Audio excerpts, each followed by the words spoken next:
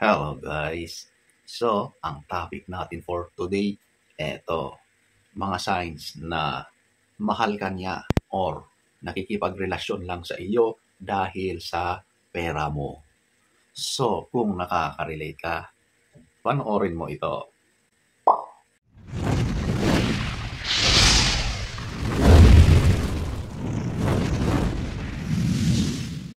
So, eto ating aalamin. Number 7, they get angry or get mad when you say no. Oh, nako. So, ito na kapag hindi mo siya napagbigyan, ay galit na galit yan. Kasi hindi siya sanay na tinatanggihan mo yung mga hinihiling niya sa iyo. Nako, kapag ganyan, talagang mas lalo mong tanggihan. Huwag mo nang ibigay kapag ganyan ang nakikita mong inaasal ng partner mo. Di ba? Kasi may dahilan ka para tumanggi. Siyempre may mga panahon na hindi lahat ay sagana. Meron din yung mga times na medyo naghihigpit tayo.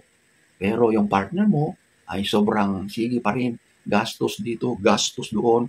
Puro luho ang gusto at walang naiaambag. Tapos kapag hindi mo siya napagbigyan, kahit isang beses lang, gera na ang kanyang gusto. Galit na galit siya sa iyo. Nakakahiya, walang hiya itong ganitong partner. Pero ulit, nangyayari ito. At minsan, yung nagmamahal na partner pa ang humihingi ng paumanhin. Di ba? Siya pa ang nagsosorry. At yung mayabang na partner, yung walang kwentang partner, siya pa ang naghahari-harian. Siya pa yung demanding. Maraming ganito. I-check nyo ang mga relasyon nyo. I-check nyo ang mga sarili ninyo. Ganito ba kayo or hindi? May ambag ba kayo or puro lang kayo palamunin? Di ba? So, ayan po ang number 7. Number 6, ito yung they push you to extravagance. So, ito na yung talagang lagi kang hinihingan. Gumagawa sila ng lifestyle na dapat mong suportahan o else iiwanan ka niya. Napakahirap naman ng ganyan, di ba? Pero nangyayari ito.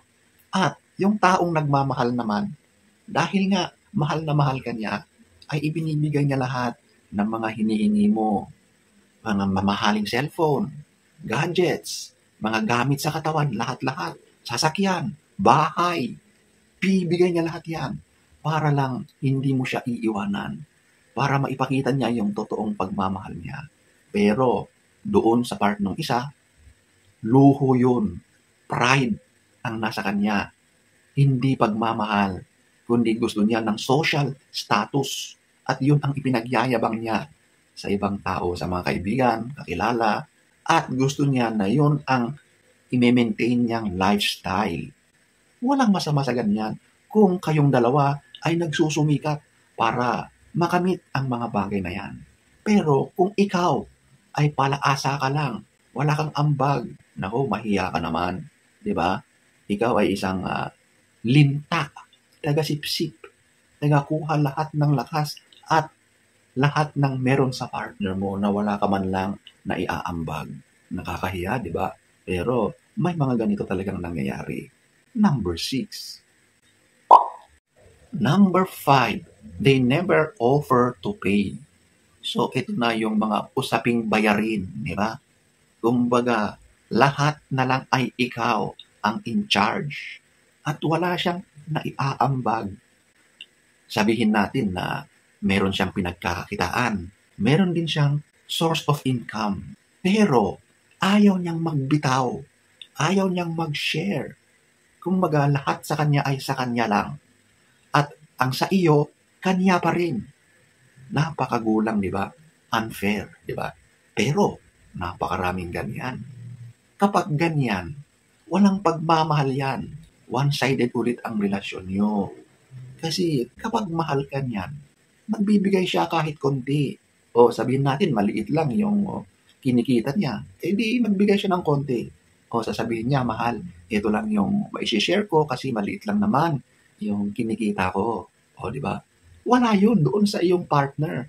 Ang mahalaga sa kanya, nakikita niya na nag-share ka, na meron kang effort, willing ka na tumulong.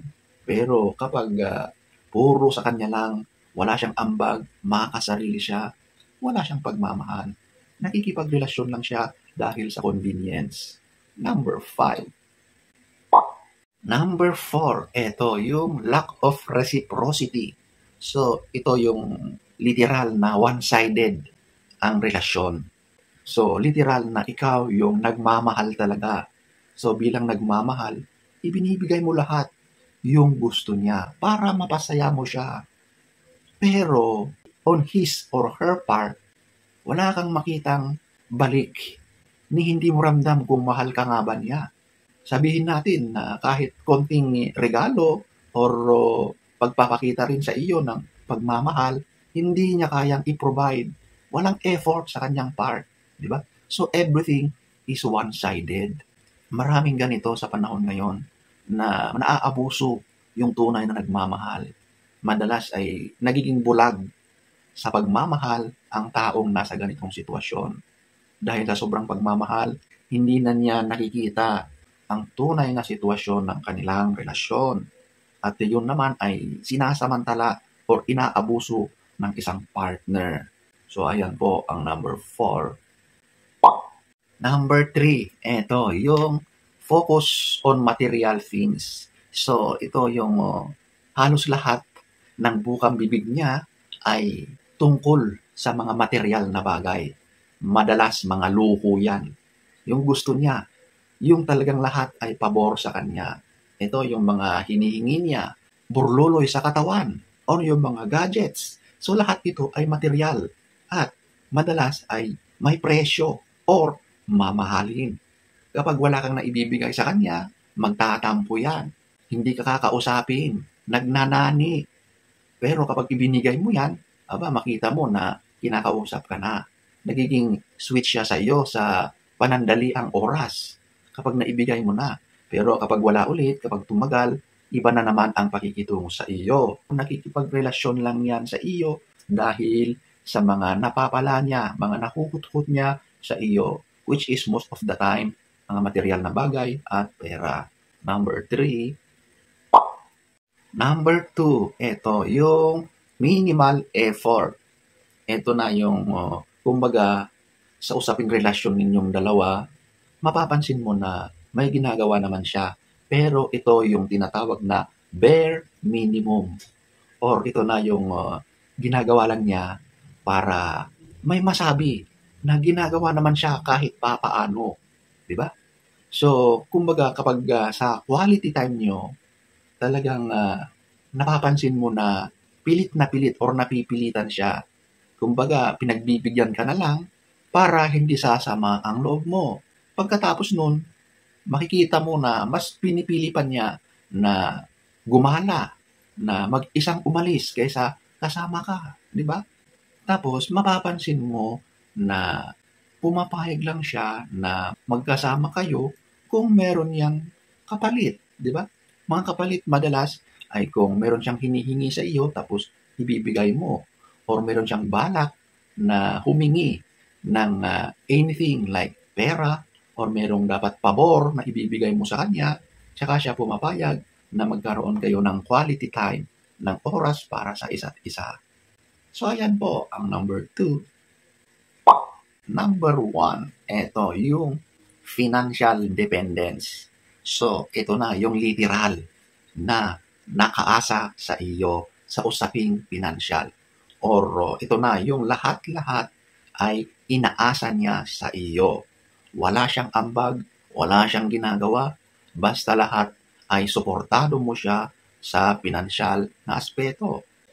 Kumbaga lahat na pagkain niya, yung tirahan niya, yung luho niya, yung mga gusto niyang ipabili sa iyo lahat nakaasa.